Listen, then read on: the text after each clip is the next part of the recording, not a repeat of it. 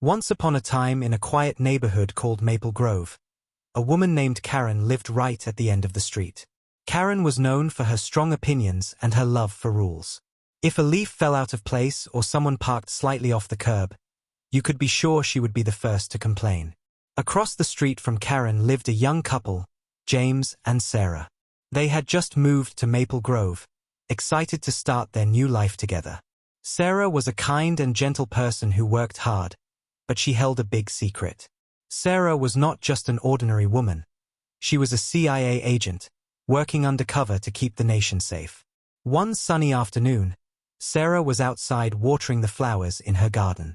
She hummed softly while tending to her roses, completely unaware that Karen was peeking through her window, her sharp eyes taking note of everything.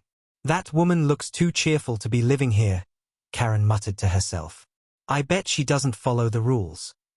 The next morning, Karen decided to take action.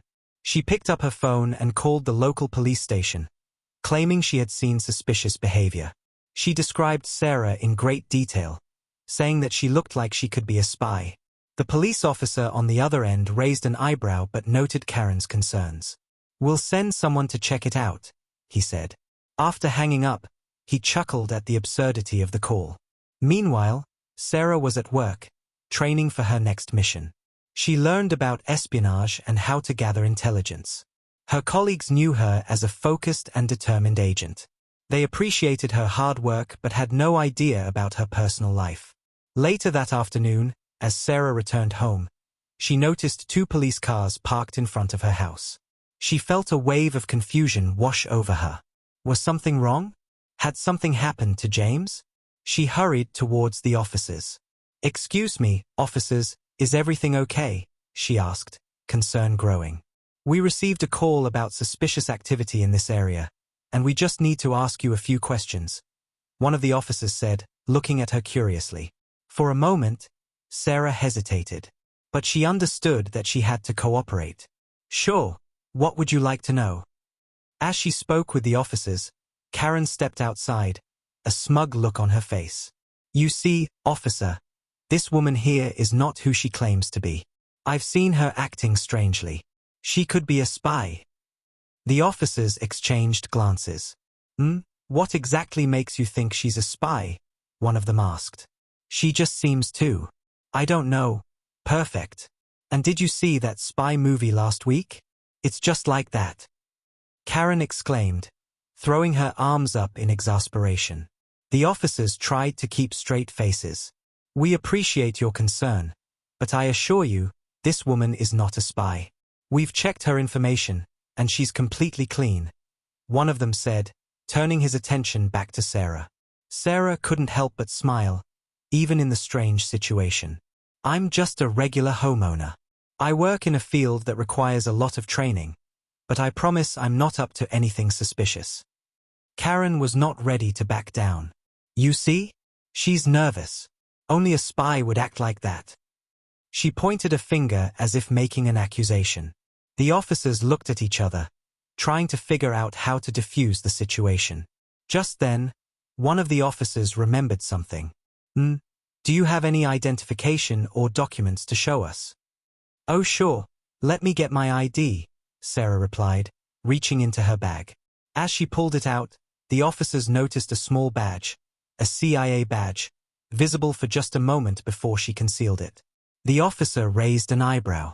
"What do you do for work?" "I work in security and analysis," Sarah explained calmly. "I'm not just a regular person in the neighborhood. I work for a federal agency."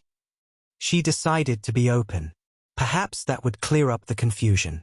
Karen gasped, her face pale. You're really a spy?" "Yes, I am," Sarah said, trying to keep the situation light. "But I promise you, I'm not doing anything wrong here." The officers looked at Sarah with newfound respect. "We'll take your word for it. We should be on our way." They turned to Karen, who looked utterly defeated.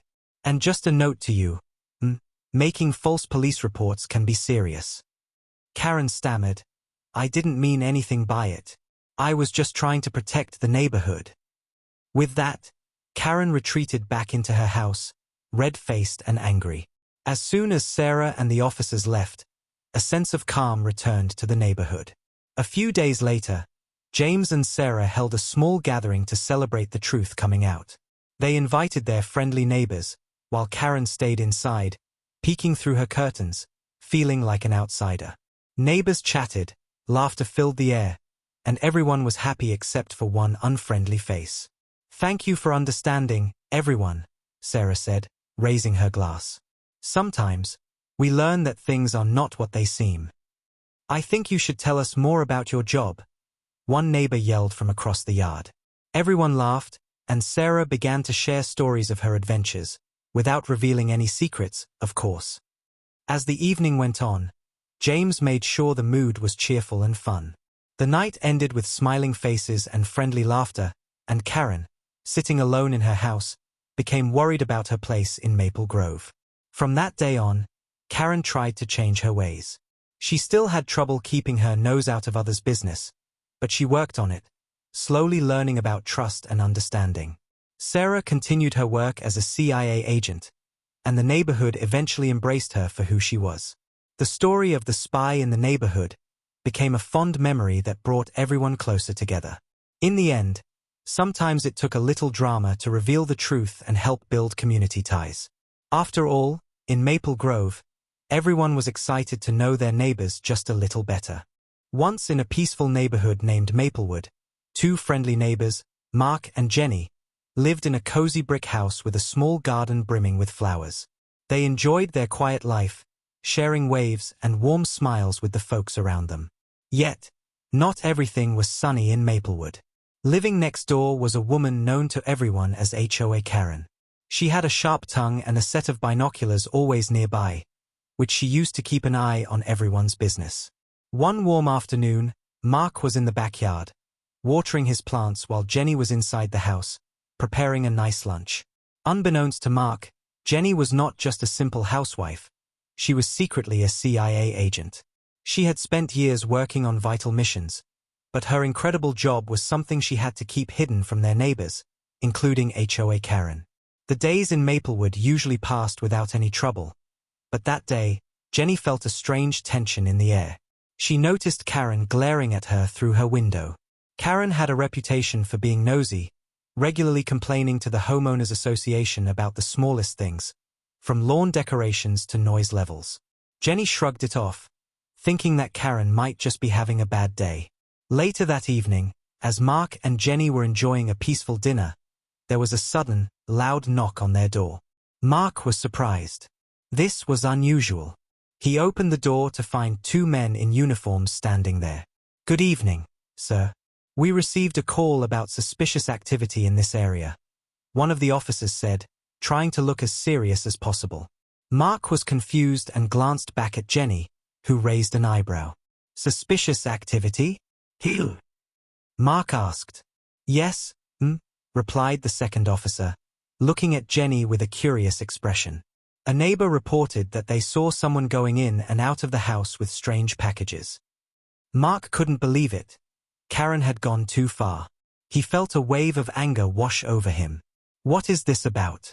My wife is just at home. She's not up to any suspicious activity."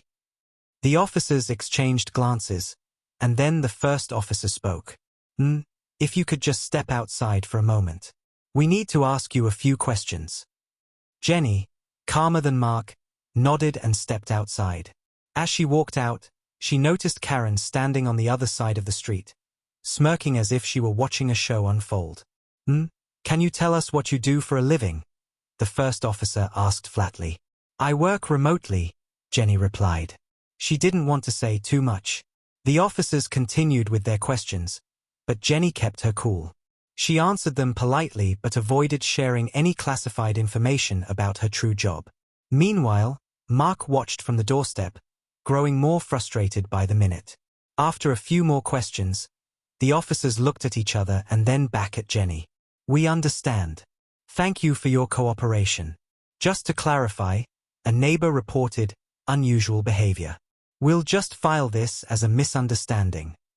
As they walked away, Mark turned to his wife, relieved but still angry. "I can't believe Karen would do this. She has no right to call the cops on you, he said, shaking his head. Let's not make it worse.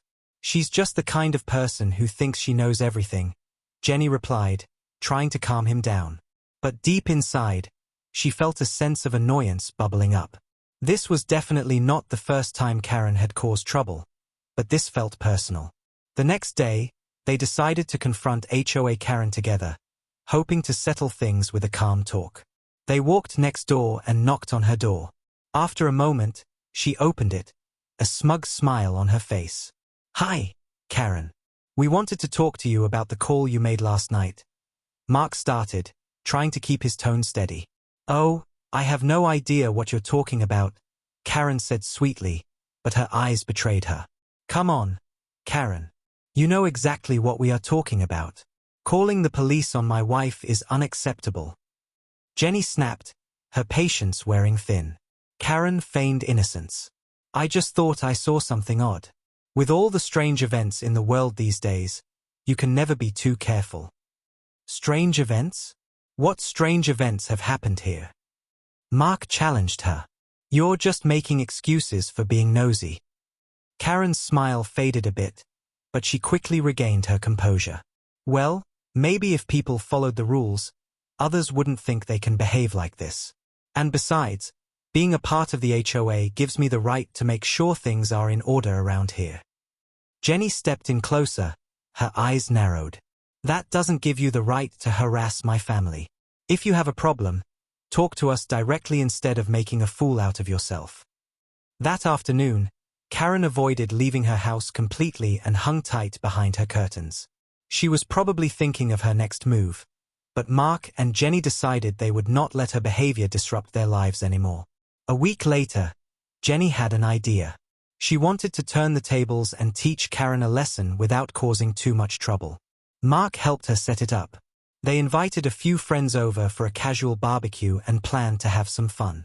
During the barbecue, they pretended they were discussing secret missions and sensitive information while their guests played along, laughing and playing up the imaginary world they were creating. They made sure Karen could hear every word. As the evening progressed, Karen couldn't resist. She peeked out from behind her curtains, eyes wide in shock. She must have been thinking that if she hadn't called the cops last time, she certainly wouldn't want to miss the drama this time. Finally, Mark said loudly, and then I told Jenny she better stay undercover tonight, or the real cops might come after her. Everyone burst into laughter, and Mark could see Karen's face turning red with frustration. It was a silly prank, but they knew they had gotten their message across. Soon after, Karen, realizing that she had become the laughingstock of the evening, retreated back inside, never to disturb them again. From that day on, the couple lived peacefully, enjoying their lives in Maplewood without the worry of HOA-KAREN meddling in their affairs. Jenny continued her important work unbeknownst to their neighbors, and Mark was happy that they had managed to turn the situation around. Sometimes, a little laughter could go a long way in making life delightful, even with a neighbor like HOA-KAREN living next door. And who knows? Maybe one day she would learn that kindness was better than causing trouble. But until then, Mark and Jenny were happy in their little corner of the world. The sun shone brightly on our little suburban house on Primrose Lane. My wife, Sarah, was tending to her roses in the front yard, a peaceful scene that was about to be shattered. Sarah, with her unassuming demeanor and love for gardening, was the last person you'd expect to be a CIA agent. But she was, and I was one of the few people who knew. Our troubles began with Mrs. Kravitz, the self-appointed queen of our HOA, or as I like to call her, the HOA-KAREN. She had a knack for finding fault in everything and a voice that could curdle milk. Her latest obsession was Sarah's roses. According to Mrs. Kravitz, they were too vibrant and didn't match the neighborhood's aesthetic. "They're red, Martha," I had told her once, trying to reason with her. "Red is a pretty common color for roses." "Not that shade of red, young man," she had retorted, her eyes narrowing. "It's disruptive." It wasn't just the roses. Mrs. Kravitz had issues with our lawn, too green, our car, too old, and even the way we decorated for Christmas, too cheerful. But Sarah always brushed it off, saying it wasn't worth the trouble. One Tuesday afternoon, I was working from home when I heard a commotion outside. I looked out the window to see Mrs. Kravitz standing in our yard, phone glued to her ear, pointing dramatically at Sarah, who was calmly pruning her roses. I'm telling you, officer, she's causing a disturbance. The roses are an eyesore, and she refuses to do anything about it. Mrs. Kravitz shrieked into the phone. I sighed.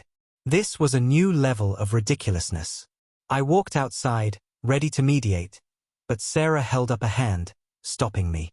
A strange glint shone in her eyes, a glint I recognized from the rare occasions when her other job came into play. Mrs. Kravitz, Sarah said, her voice calm and controlled.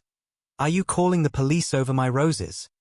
They're a menace, and you're being uncooperative. Mrs. Kravitz huffed, puffing out her chest. I have every right to call the authorities. A few minutes later, a police car pulled up to our curb. 2 officers emerged, looking slightly bewildered. Mrs. Kravitz rushed towards them, practically vibrating with indignation. Officer, thank goodness you're here. This woman is in violation of several HOA regulations. The roses, the lawn ornaments, the whole shebang, she exclaimed, waving her arms wildly. The officers looked at each other, then back at Sarah, who was still standing calmly by her roses. One of them, a young officer with a nervous demeanor, approached her. Is there a problem here? He asked hesitantly. Not at all, officer, Sarah replied, a faint smile playing on her lips. Mrs. Kravitz here seems to have a difference of opinion regarding my gardening choices. A difference of opinion? She's in blatant violation. Mrs. Kravitz shrieked. Arrest her. Arrest her now. The young officer gulped and turned back to Sarah. Could I see some identification, please? Sarah nodded and reached into her gardening apron. Instead of a driver's license, she pulled out a small, black card. She flipped it open and showed it to the officer. The officer's eyes widened. He stared at the card, then back at Sarah, then back at the card again. His face paled considerably. The other officer, sensing something was amiss, came over to see what was going on. He took one look at the card and his jaw dropped. Agent Carter, the first officer stammered, his voice barely above a whisper. Sarah nodded, her smile widening slightly. At your service, officers. Mrs. Kravitz, who had been hovering nearby, trying to eavesdrop, was now completely silent, her mouth agape. The 2 officers straightened up, their demeanor changing instantly. They were no longer dealing with a suburban gardener. They were dealing with a federal agent. We apologize for the disturbance, the first officer said, his voice now respectful. We weren't aware. No harm done, officer, Sarah said, waving her hand dismissively. Just a little misunderstanding. The officers turned to Mrs. Kravitz, who was still standing there, speechless. Mrs. Kravitz, the second officer said, his voice firm, it seems there's been a mistake. Agent Carter is not in violation of any laws. We suggest you refrain from making frivolous calls in the future. Mrs. Kravitz finally found her voice, but it was a mere squeak. But the roses. The roses are lovely, the first officer said, cutting her off. Have a good day. The officers quickly retreated to their patrol car and drove away, leaving Mrs. Kravitz standing in our yard, utterly defeated. Sarah turned to me, her eyes sparkling with amusement. Well, that was interesting, she said. I chuckled. Interesting is an understatement. I can't believe you just pulled the CIA card on Mrs. Kravitz. Sometimes, you have to fight fire with fire, she said with a shrug. Or, in this case, roses with federal authority. Mrs. Kravitz didn't bother us for a few weeks after that incident. She would glare at us from across the street, but she kept her distance. We thought we were finally free from her tyranny. But we were wrong. Mrs. Kravitz was not one to give up easily. She was just regrouping, plotting her revenge. One evening, I came home from work to find Sarah pacing anxiously in the living room. What's wrong? I asked. Mrs. Kravitz has filed a formal complaint with the HOA, she said, her voice tight. She's accusing us of running a suspicious operation from our home. A suspicious operation? What is she talking about? She says we have strange visitors coming and going at all hours, unexplained deliveries, and unusual activity in the backyard, Sarah explained. She's convinced we're running some kind of illegal business. I groaned. This was getting out of hand. So, what happens now? The HOA is holding a meeting tomorrow night to discuss her complaint, Sarah said. We have to go and defend ourselves. The next evening, we walked into the HOA meeting room, feeling like we were entering a lion's den. Mrs. Kravitz was there, of course, sitting in the front row, a smug look on her face. The other HOA members were a mix of curious and concerned. The meeting began with the usual formalities, but it wasn't long before Mrs. Kravitz took the floor. She launched into a passionate speech about our suspicious activities, exaggerating everything and adding a few outright lies for good measure. They're clearly up to something nefarious, she declared, her voice rising in a crescendo. We can't allow this kind of behavior in our neighborhood. We need to take action. When she was finished, the HOA president, a mild-mannered man named Mr. Peterson, turned to us. Mr. and Mrs. Miller, do you have anything to say in your defense? He asked. Sarah stepped forward, her expression calm and composed. Yes, Mr. Peterson, I do, she said. I understand Mrs. Kravitz has some concerns about our activities, but I assure you, there's nothing nefarious going on. She paused, then took a deep breath. The truth is, I work for the government. I'm a CIA agent. The room erupted in gasps and murmurs. Mrs. Kravitz's jaw dropped once again. Sarah continued, explaining her job in broad terms, without revealing any classified information. She explained that the strange visitors were colleagues, the unexplained deliveries were work-related materials, and the unusual activity in the backyard was, well, she didn't elaborate on that. HOA-KAREN, Martha. Narrator, George, husband of CIA agent. CIA agent, Jessica, wife of George. It all started with a gnome. Not just any gnome, mind you, but a meticulously painted, slightly mischievous-looking gnome that my wife, Jessica, had placed in our front garden. We had just moved into the Harmony Glades Homeowners Association, a place where the lawns were always green, the hedges perfectly trimmed, and the residents, well, let's just say they had a certain adherence to the rules. Jessica, with her bright smile and even brighter spirit, was a breath of fresh air in this somewhat sterile environment. I, George, was just trying to keep my head down and avoid any unnecessary drama. I should have known better. Martha, the self-appointed HOA president and neighborhood watchdog, lived 3 doors down. She had a permanent frown etched on her face and an uncanny ability to spot a weed from 50 paces. The gnome, apparently, was a weed. It started with a politely worded, though passive-aggressive, email. Dear residents, it began, while we appreciate individual expression, we must adhere to the community guidelines regarding lawn ornaments.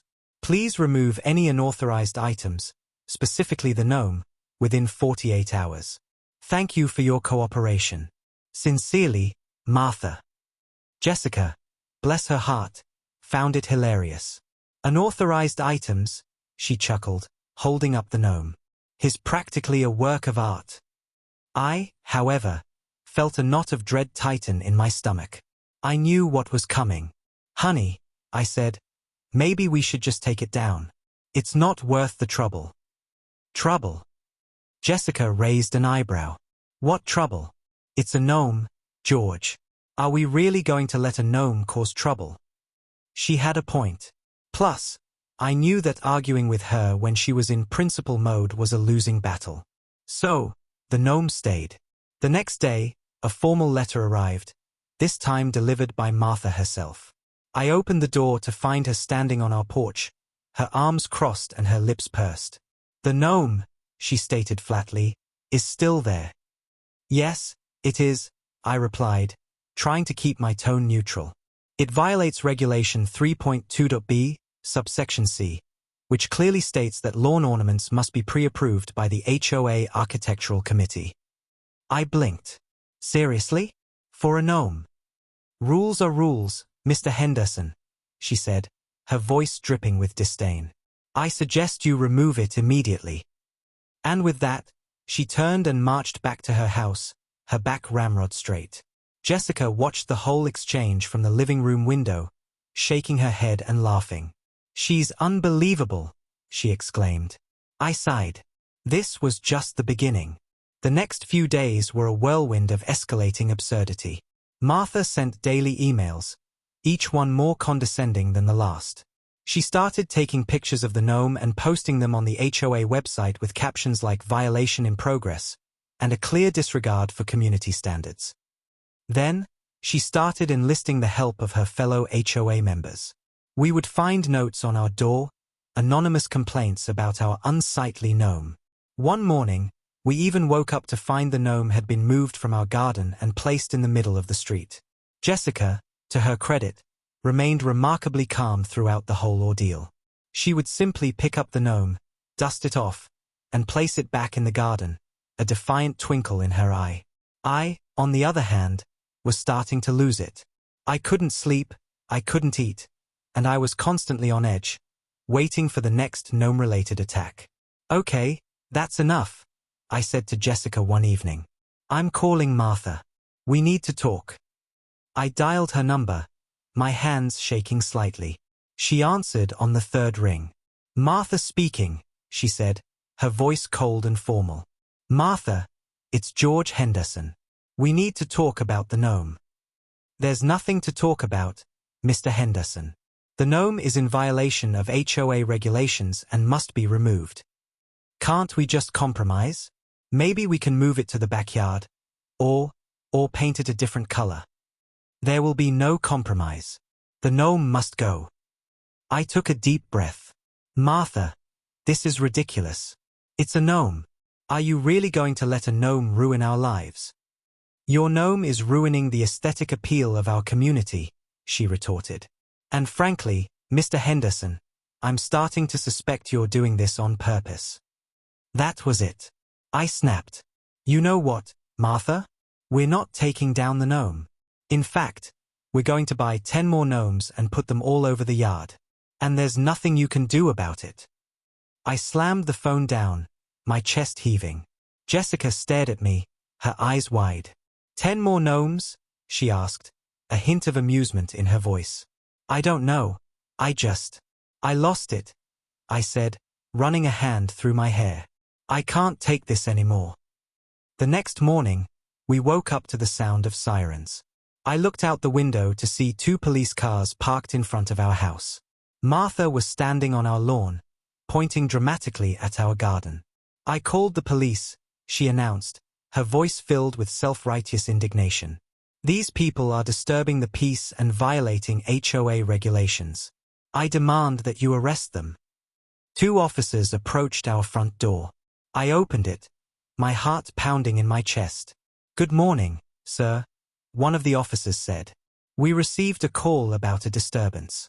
Is everything all right here? It's complicated, I said, glancing at Martha, who was beaming triumphantly.